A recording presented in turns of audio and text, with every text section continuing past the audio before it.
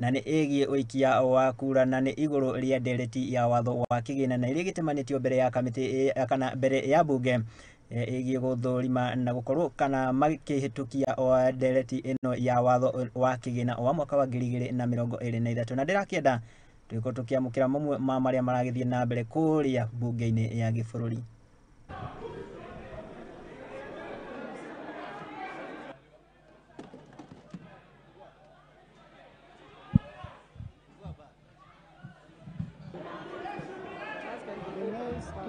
So the nays have it. The bars may now be opened.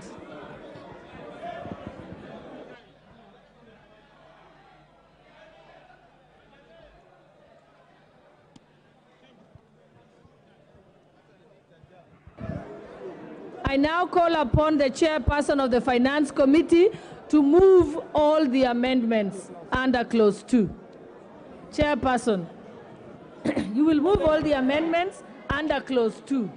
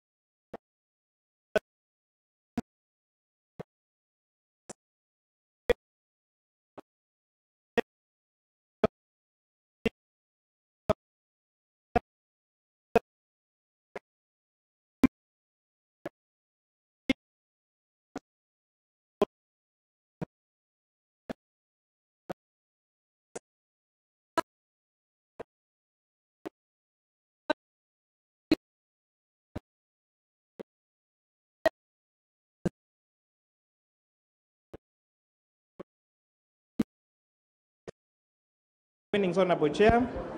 The other amendment is on providing clarity on digital content monetization. This is seeking to provide with reference to crowdfunding, which is a taxation on crowdfunding is applicable only to digital content.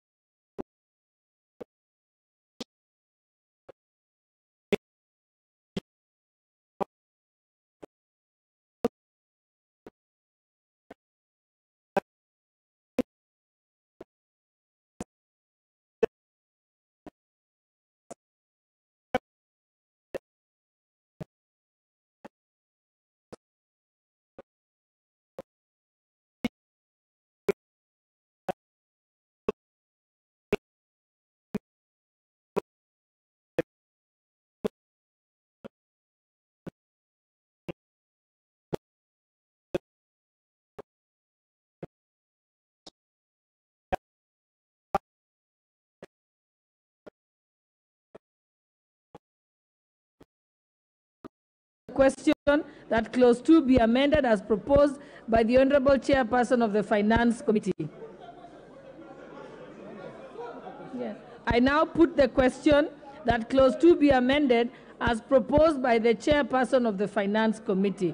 Will as many as of that opinion say aye? Aye. Will as many as of the opinion say nay? The ayes have it. Let's proceed.